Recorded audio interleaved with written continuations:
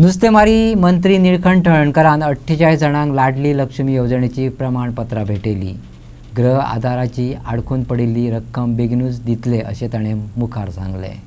सरकारान खोटलोभर येवजण्यो जाहीर केल्यात, तातूंतल्या येवजण्यांचे पयशे आडकूनय पडल्यात। देखीक गृह आधार आडकून पडिल्ल्यो केशी हाताळटले आनी जे लोक मदतीची वाट पळयतात तांकां थाकाय दितले अशें उतर नुस्तेमारी मंत्री निळकंठ हळणकरान सांगलें।